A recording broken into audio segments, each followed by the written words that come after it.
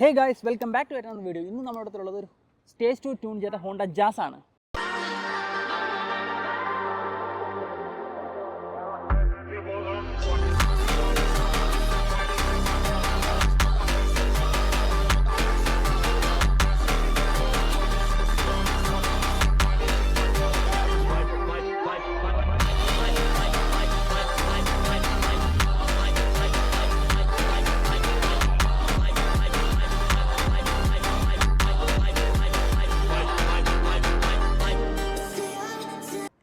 അപ്പോൾ ജാസിൻ്റെ കാര്യം പറഞ്ഞു വരുമ്പോൾ 2001 ജപ്പാനിൽ ആദ്യമായിട്ട് ജാസ് ഇറങ്ങുന്നത്. പക്ഷേ നമുക്ക് ഇവിടെ ഒരു 2009 തൊട്ട് 2015 ആ റേഞ്ചിൽ കാലഘട്ടത്തിലാണ് അടുത്ത generation of second generation third generation ഒക്കെ ഇറങ്ങിക്കൊണ്ടിരുന്നത്. ഈ വാഹനത്തിൻ്റെ ഡീറ്റെയിൽസിലേക്ക് വരുമ്പോൾ ഇതൊരു 1.2 ലിറ്റർ ആണെന്ന് ഞാൻ പറഞ്ഞു. ഇതിൽ വരുന്നത് CVT ട്രാൻസ്മിഷൻ ആണ്. അപ്പോൾ ഇതിൽ സ്റ്റേജ് 2 പെർഫോമൻസ് ട്യൂണും കാര്യങ്ങളൊക്കെ ചെയ്തിട്ടുണ്ട്. ഇതിൻ്റെ ഏറ്റവും വലിയ പ്രത്യേകത എന്താണെന്ന് ചോദിച്ചു കഴിഞ്ഞാൽ RS കിറ്റ് ഇന്ത്യയിൽ ആദ്യമായിട്ട് ഈ വാഹനത്തിലാണ് വരുന്നത്. എസ്തെറ്റിക് സൈഡ് മോഡ്സിലേക്ക് വരുമ്പോൾ എനിക്കിപ്പോൾ കാണുമ്പോൾ പറയാൻ പറ്റുന്ന കാര്യങ്ങളെല്ലാം ഞാൻ പറയാം. ബാക്കിയുള്ളതെല്ലാം നമുക്ക് ഓണറിനോട് തന്നെ ചോദിച്ച് മനസ്സിലാക്കാം. ഇതിനകത്ത് വരുമ്പം ഇതിൻ്റെ ഫോഗ് ലൈറ്റും കാര്യങ്ങളെല്ലാം ചേഞ്ച് ചെയ്തിട്ടുണ്ട്. ഈ ഫ്രണ്ടിൽ വരുന്ന ബമ്പറും കാര്യങ്ങളൊക്കെ ചേഞ്ചിട്ടാണ്. അത് RS കിറ്റിനകത്ത് വരുന്നതാണ്. ഫ്രണ്ടിൽ ലിപ്പ് വരുന്നുണ്ട്. ഹെഡ്ലൈറ്റ്സിലും ചെറിയ ബ്ലാക്ക് ഔട്ടും കാര്യങ്ങളും, പിന്നെ സൈഡിൽ നോക്കുമ്പോഴത്തേക്ക് ഇൻഡിക്കേറ്റേഴ്സിൻ്റെ അവിടെ ഒരു ബൾബും കാര്യങ്ങളൊക്കെ വരുന്നുണ്ട്. ഫ്രണ്ടിൽ നിന്ന് ഇത്രയൊക്കെയാണ് എനിക്ക് നോക്കുമ്പോൾ വരുന്ന മാറ്റങ്ങൾ വരുന്നത്. സൈഡിലേക്ക് വരുമ്പോൾ 7 ഇഞ്ച് വീൽസും കാര്യങ്ങളാണ് വരുന്നത്. ഇതിൽ പിന്നെ ഒരു പ്രത്യേകത എന്ന് വെച്ചാൽ ഇതിൽ എയർ സസ്പെൻഷൻ വരുന്നുണ്ട്. നമുക്കിനി പയ്യെ പുറകിലേക്ക് പോകാം. പുറകിലേക്ക് വരുമ്പോൾ സ്പോയിലറും കാര്യങ്ങളും വരുന്നുണ്ട്. ഡിഫ്യൂസർ കിറ്റ് ഇൻസ്റ്റാൾ ചെയ്തിട്ടുണ്ട്. RS കിറ്റിൻ്റെ തന്നെ പുറകിലത്തെ ബമ്പേഴ്സാണ് വരുന്നത്. എക്സോസ്റ്റ് ചെയ്തിട്ടുണ്ട്. എക്സോസ്റ്റിൻ്റെ കൂടുതൽ ഡീറ്റെയിൽസ് നമുക്ക് ഓണറിനോട് തന്നെ ചോദിച്ച് മനസ്സിലാക്കാം. നമുക്ക് ഇനി ഇൻറ്റീരിയറിലേക്ക് വരാം. ഇൻസൈഡിലേക്ക് വരുമ്പോൾ കംപ്ലീറ്റ്ലി സ്റ്റോക്ക് ആണെന്ന് ചോദിച്ചാൽ കംപ്ലീറ്റ്ലി സ്റ്റോക്ക് അല്ല. ഇവിടെ ആംബിയൻ ലൈറ്റ് പ്രൊസസ്സിൽ കാണാൻ പറ്റുന്നുണ്ട്. പിന്നെ നമുക്ക് ഇതിനകത്ത് സീറ്റ്സും കാര്യങ്ങളെല്ലാം പുള്ളി കസ്റ്റമായിട്ട് ചെയ്തിട്ടുണ്ട്. വളരെ കംഫർട്ടബിൾ സീറ്റ്സ് ആണ്. ഒരു ബക്കറ്റ് സീറ്റ്സിനെ പോലെ തന്നെയാണ് ഈ സീറ്റ്സും കാര്യങ്ങളും വരുന്നത്. പിന്നെ നമുക്ക് നോക്കുമ്പോൾ കാർബൺ ഫൈബറിൻ്റെ സ്റ്റിക്കേഴ്സും കാര്യങ്ങളും വരുന്നുണ്ട് ഇൻസൈഡിലേക്ക്. അപ്പോൾ ഇത്രയൊക്കെയാണ് ഈ വാഹനത്തിനകത്തേക്ക് നമുക്ക് നോക്കുമ്പോഴുള്ള വ്യത്യാസങ്ങൾ. Bro, welcome. ഹായ്, സുഖമായിട്ടിരിക്കുന്നു? സുഖം. ബ്രോ, നമ്മുടെ ഓഡിയൻസിന് വേണ്ടി ജസ്റ്റ് ഒന്ന് ഇൻട്രൊഡ്യൂസ് ചെയ്യുക. എൻ്റെ പേര് ജിത്തു. എനിക്ക് ബിസിനസ്സാണ്. പിന്നെ ഓക്കെ, നൈസ്. നമ്മുടെ ജാസ്, എന്തുകൊണ്ട് ജാസ് എടുത്തു? ജാസ് എന്ന് വെച്ചാൽ ഒരു ആരും ചെയ്തിട്ടില്ല വണ്ടി. ഒരു യൂണീക്കായിട്ട് ചെയ്യണമെന്ന് എനിക്കുണ്ടായിരുന്നു. അങ്ങനെ എടുത്ത വണ്ടിയാണ്. ആക്ച്വലി ഇത് അമ്മയ്ക്ക് എടുത്ത വണ്ടിയാണ്. ഓക്കെ, നമ്മൾ അതിൽ നിന്ന് പയ്യെ മാറ്റിയെടുത്ത് ചെയ്തതാണ്. ഫ്രഷ് ആയിട്ട് എടുത്തതാണ്? അതെ, ഫ്രഷ് ആയിട്ട് എടുത്ത. ഓക്കെ, അങ്ങനെ കൈ കിട്ടുന്നത് എപ്പോഴാണ്? 2019? അതെ അതെ. ഓക്കെ, അത് കഴിഞ്ഞ് അപ്പം തന്നെ പണിയണമെന്ന് ആഗ്രഹം ഉണ്ടായിരുന്നോ അതോ പെയ്യാണോ പണിഞ്ഞത്? നമ്മളത് മറ്റ് പയ്യെ പണിത്. എങ്ങനെയാണ് കാറിന്റെ ക്രേസ് ഒക്കെ സ്റ്റാർട്ട് ആവുന്നത്? നമ്മൾ ചെറുപ്പം തൊട്ട് ഇതിന്റെ ആൾ തന്നെയാണ്. കാറാണ് മെയിൻ. അപ്പം ബൈക്സിനോടൊന്നും ക്രേസും കാര്യങ്ങളും ഉണ്ട്, എന്നാലും കാറാ കുറച്ചൊരു വേറെ ഏതൊക്കെ വണ്ടികളാണ് യൂസ് ചെയ്യുന്നത്? എനിക്കൊരു C ക്ലാസ്സും ഉണ്ട്, ഒരു ഫോർച്യൂണറും ഉണ്ട്. അപ്പോൾ ആ രണ്ട് വണ്ടികളെ അപേക്ഷിച്ച് ഇത് ഒരു ബിൽഡായിട്ട് ഇറക്കണമെന്ന് തോന്നുന്നത് അങ്ങനെ ചെയ്ത വണ്ടിയാണ്. ഒരു യുണീക് സാധനം പോലെ. ഓക്കെ, ഫസ്റ്റ് സ്റ്റാർട്ടിങ് ഇനിഷ്യൽ സ്റ്റേജിൽ എന്തൊക്കെയാണ് ചെയ്തത്? നമ്മൾ ആദ്യം ചെയ്യുന്നത് നമ്മൾ മറ്റേ വീൽസാണ് മാറിയത്. ഓക്കെ, അത് കഴിഞ്ഞിട്ട് ബാക്കിയെല്ലാം ചെയ്തത്. ഇപ്പൊ കിടക്കുന്ന അല്ല നമുക്ക് മറ്റേ വേറൊരു പാറ്റേൺ ആയിരുന്നു. ഓ, നൈസ്. അതിന് ചേഞ്ച് ചെയ്താണ്. ഓക്കെ, അപ്പൊ ഇപ്പൊ കിടക്കുന്ന ഈ വീൽസ് അപ്പം എത്രയായിരുന്നു എസ്റ്റിമേറ്റ് കോസ്റ്റും കാര്യങ്ങളൊക്കെ? അതൊരു അറൗണ്ട് ഒരു 46 ആ റേഞ്ചിലാണ് വരുന്നത്. അപ്പൊ ഫ്രണ്ടിലേക്ക് വരുമ്പോൾ ഇപ്പൊ ചെയ്തേക്കുന്നത് RS കിറ്റ് ആണല്ലേ? RS kit. അപ്പൊ അതെങ്ങനെയാണ് അതിലേക്കൊക്കെ എത്തുന്നത്?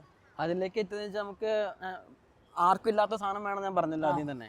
അപ്പൊ അങ്ങനെയാണ്. ഇപ്പൊ നമുക്കിവിടെ ഇന്ത്യയില് നമുക്ക് ഈ സാധനം ഇല്ല. ഓക്കെ, നമ്മളത് ഇമ്പോർട്ട് ചെയ്തെടുത്താണ്. എവിടുന്ന് ഇമ്പോർട്ട് ചെയ്ത്? ചൈനയിൽ നിന്ന് ഇമ്പോർട്ട് ചെയ്തെടുത്തതാണ്. ഓക്കെ, അപ്പൊ അതിന്റെ എങ്ങനെയായിരുന്നു പ്രോസസ്സും കാര്യങ്ങളൊക്കെ? പ്രോസസ്സ് ഇപ്പൊ നമുക്ക് അങ്ങനെ ചെയ്ത് തരാനായിട്ട് ആരും ഉണ്ടായിരുന്നില്ല. നമുക്ക് ഇന്ത്യയിൽ ഇല്ലാത്തതുകൊണ്ട് തന്നെ. അപ്പൊ ഞാൻ തന്നെ ഡയറക്റ്റ് ഇറക്കിയത്. ഈ വേറെ ഫ്രണ്ട് അവിടെ ഉണ്ട്. അപ്പൊ ഇതിന്റെ ഒരു എസ്റ്റിമേറ്റ് കോസ്റ്റും കാര്യങ്ങളൊക്കെ? കോസ്റ്റ് എന്റെ കൈ കിട്ടിയപ്പോ അന്നൊരു 58 റേഞ്ച് ഒക്കെ ആയിരുന്നു. ഓക്കെ, അപ്പൊ എന്തൊക്കെയാണ് ആ ഒരു കിറ്റിനകത്ത് വരുന്ന കാര്യങ്ങൾ ഇപ്പൊ ഇവിടെ ഇല്ലാത്തതുകൊണ്ട്? ഈ കിറ്റിൽ വരുന്ന വെച്ചാൽ നമുക്ക് മറ്റേ ഫ്രണ്ട് ഗ്രില്ല് വരുന്നുണ്ട്, പിന്നെ ബമ്പർ വരുന്നുണ്ട്, സ്പ്ലിറ്റേഴ്സ് വരുന്നുണ്ട്. ഓക്കെ, പിന്നെ സൈഡ് സ്കേർട്ട്, ബാക്ക് ബമ്പർ, പിന്നെ നമ്മുടെ ഡിഫ്യൂസറും എല്ലാവരും വരുന്നുണ്ട്. ഓക്കെ, അപ്പം അത് കഴിഞ്ഞിട്ട് വീൽസ് കഴിഞ്ഞിട്ട് പിന്നെ ചെയ്തത് കിറ്റായിരുന്നോ? അതെ, കിറ്റാണ് ചെയ്തത്. നമ്മുടെ ലൈറ്റ്സിന്റെ കാര്യത്തിലേക്ക് വരുമ്പോൾ ഇപ്പോൾ സ്റ്റോക്ക് ലൈറ്റ്സ് ആണോ? അല്ല.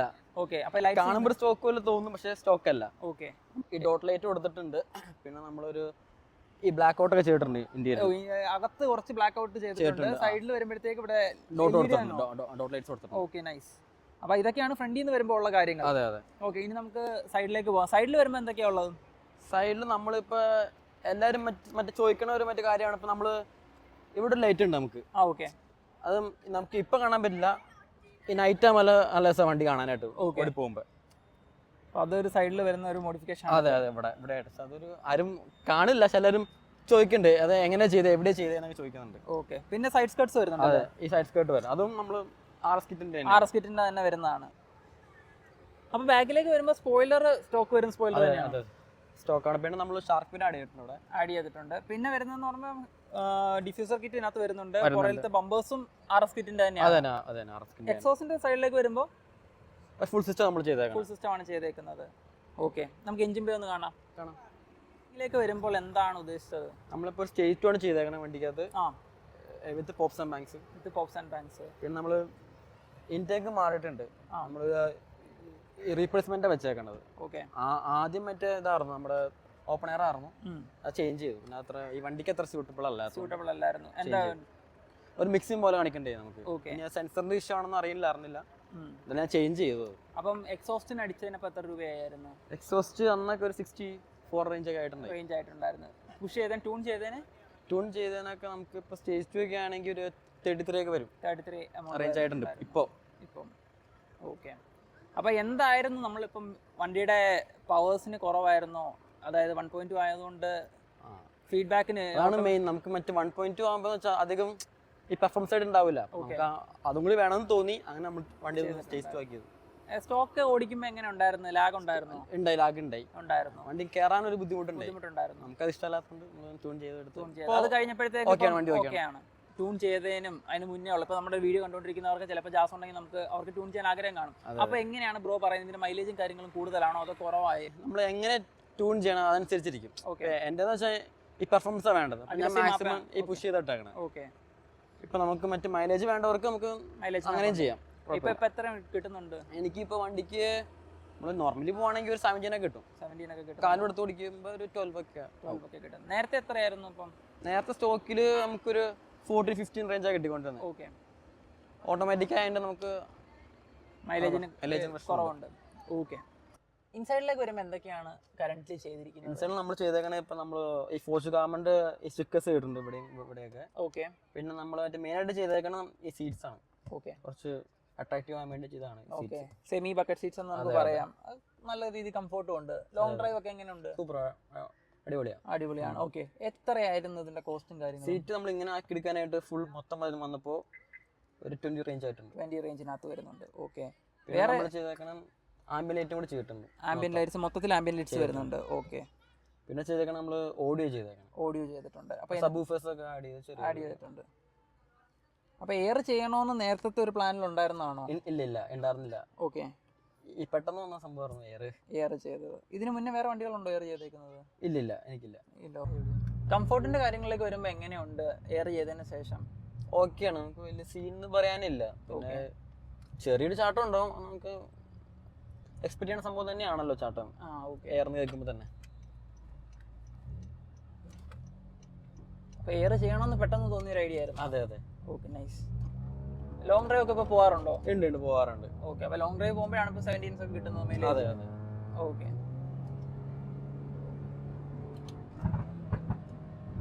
പോപ്സ് ആൻഡ് ബാങ്ക്സ് ചെയ്യുന്നുണ്ട് അല്ലേ?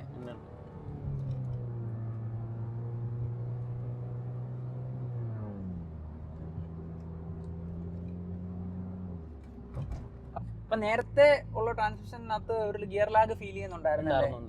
ഓക്കെ, അപ്പം ആ ഗിയർ ലാഗ് ഇപ്പൊ നമ്മൾ ട്യൂൺ ചെയ്ത് കഴിഞ്ഞപ്പോഴത്തേക്ക്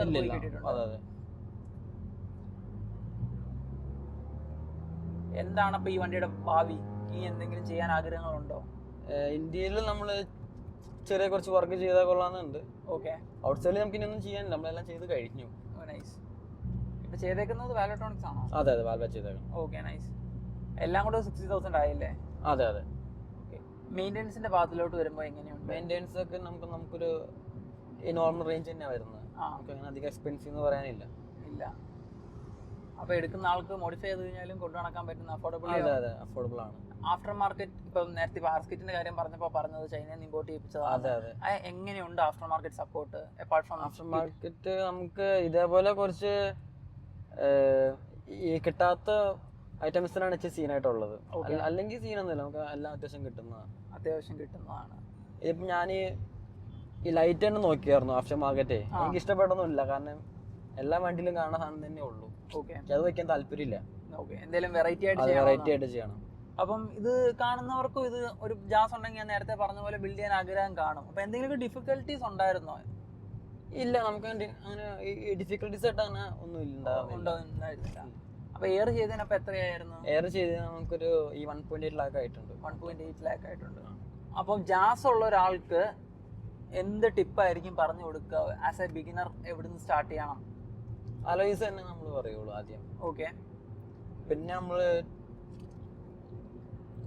ട്യൂണിങ്ങിന് അങ്ങനെ നമുക്കങ്ങനെ ട്യൂണിങ്ങിന് വലിയ ചേഞ്ച് പറയാനില്ല. നമുക്ക് ആ ലാഗ് മാറി കിട്ടും, അത്രേ ഉള്ളൂ.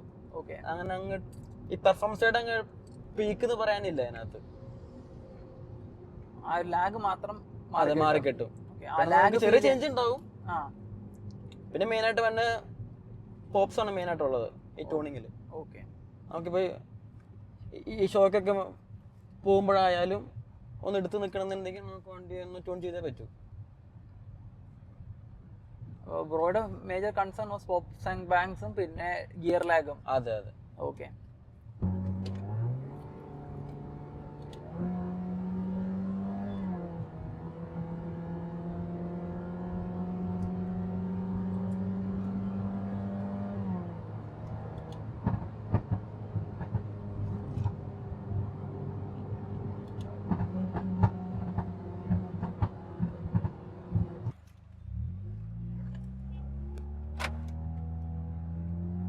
സ്റ്റോക്ക് ഓടിക്കാത്തോണ്ട് ലാഗ് എപ്പോഴാന്ന് എനിക്ക് അറിയത്തില്ല. നല്ല ലാഗ് ഉണ്ടായിരുന്നു നേരത്തെ? ഇല്ല, അധികം ഇല്ല. ഓക്കെ.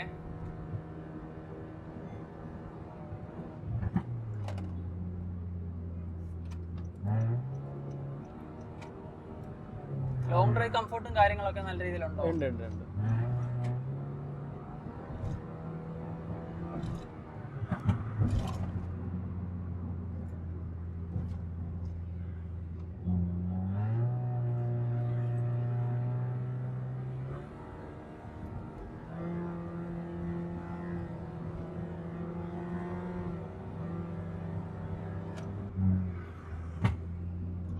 ഓടിച്ചു നടക്കാൻ നല്ല ഫണ്ണാണല്ലേ? അതെ അതെ, അല്ലേ സാർ.